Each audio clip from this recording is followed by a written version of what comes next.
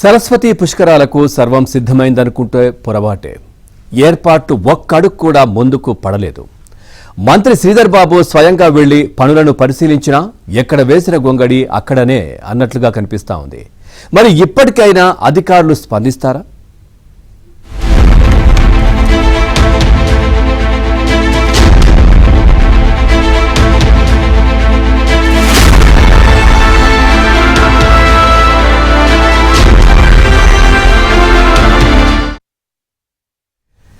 దేవుడు వరమిచ్చిన పూజారి కరుణించని చందంగా ఉంది కాళేశ్వరం సరస్వతి పుష్కరాల పరిస్థితి. పనుల కోసం రాష్ట్ర ప్రభుత్వం 25 కోట్ల రూపాయలు మంజూరు చేసినా ఫలితం కనిపించడం లేదు. అభివృద్ధి పనులు ఎక్కడికక్కడే ఉన్నాయి. 2 వారాల లోపే పుష్కరాలు ఉన్నా అధికారులు పట్టించుకోవడం లేదన్న ఆరోపణలు వెల్లువెత్తుతున్నాయి.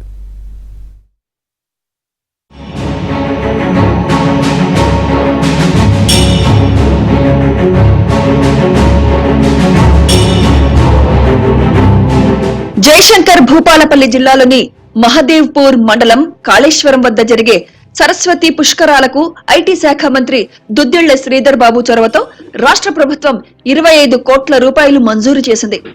మరో 15 రోజుల్లో పుష్కరాలు రానుండగా ఈలోపు పనులు ఎలా పూర్తవుతాయో అర్థం కాని పరిస్థితి ఉంది. అధికారుల పర్యవేక్షణ లేకపోవడం, ఇంజనీరింగ్ అధికారులు అసలు పట్టించుకోకపోవడంతో ఈ పరిస్థితి ఏర్పడిందన్న అభిప్రాయాలు వ్యక్తమవుతున్నాయి. వీఐపీ ఘాట్ వద్ద భక్తులకు ఇబ్బందులు కలగకుండా మెట్లను పెంచే పనులు అసంపూర్తిగానే ఉండటం, స్నానపు గదులు, శారదా మండపం, సరస్వతీమాత విగ్రహ పనులు ఇప్పటి వరకు 20% కూడా పూర్తి కాకపోవడం ఇబ్బందిగా మారింది.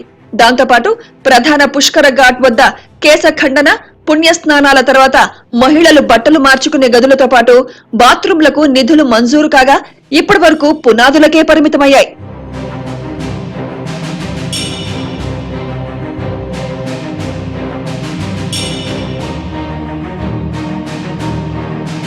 సరస్వతి పుష్కరాలకు వచ్చే భక్తులకు ఇబ్బందులు కలగకుండా దాదాపు 30 నుంచి 40 లక్షల రూపాయలతో టాయిలెట్లు, బాత్రూంలు పూర్తి చేయాలనేది ప్రభుత్వ నిర్ణయం. ఆ పనులు ఇంతవరకు పునాదులకే పరిమితమయ్యాయి. వీఐపీ ఘాట్లతో పాటు గోదావరి వద్ద ఆర్చి, గేటు పనులు 10% కూడా పూర్తి కాకపోవడంతో మట్టి కుప్పలను దాటుకుంటూ భక్తులు ఇబ్బందులు పడుతున్నారు. హైదరాబాద్ భూపాలపల్లి కలెక్టరేట్, కాళేశ్వర ముక్తీశ్వర స్వామి ఆలయ ప్రాంగణంలో సమీక్షలు, సమావేశాలు నిర్వహించడం తప్ప కాంట్రాక్టర్లతో పనులు చేయించడంపై దృష్టి పెట్టలేదన్న విమర్శలు వ్యక్తమవుతున్నాయి. దక్షిణ కాశీగా పేరుగాంచిన కాళేశ్వరాలయం వద్ద 3 నదుల సంగమం ఉన్న నేపథ్యంలో మే 15న ప్రారంభమయ్యే సరస్వతి పుష్కరాలపై అధికారులు దృష్టి పెట్టడం లేదన్న ఆరోపణలు ఉన్నాయి.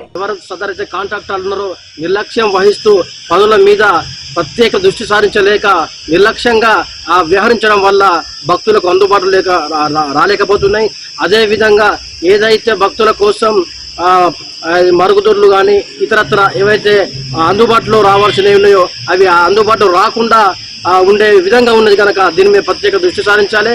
అదే కాకుండా చల్వ పందిర్లు వేసి భక్తులకు ఏదైతే ఎండ తీవ్రత ఉన్న క్రమంలో కొంచెం వారికి ఇబ్బంది కలగకుండా చూడాల్సిన బాధ్యత అధికారులపైన ఉన్నదని, అదే విధంగా ఏదైతే సదరు కాంట్రాక్టర్లు ఉన్నారో ఆ పనులను నిర్లక్ష్యం చేసిన వారిపైన గౌరవ మన మంత్రివర్యులు శ్రీధర్ బాబు సార్ గారు ప్రత్యేక దృష్టి సారించాలి.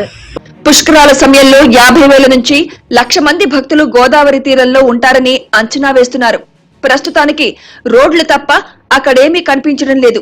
మంత్రి శ్రీధర్ బాబు స్వయంగా సమీక్షించిన పరిస్థితి అంతంత మాత్రంగానే ఉందని గ్రామ ప్రజలు, భక్తులు ఆవేదన వ్యక్తం చేస్తున్నారు. 25 కోట్లు రాష్ట్ర ప్రభుత్వం విడుదల చేసింది కనుక మరి దాని మీద ఆఫీసర్లు దానికి సంబంధించిన వర్క్ మరి కొద్దిగా ఉంటున్నట్టు నడుస్తుంది. మరి వచ్చే భక్తులకు సౌకర్యం మంచిగా కల్పించాలని మేము కోరుతున్నాం.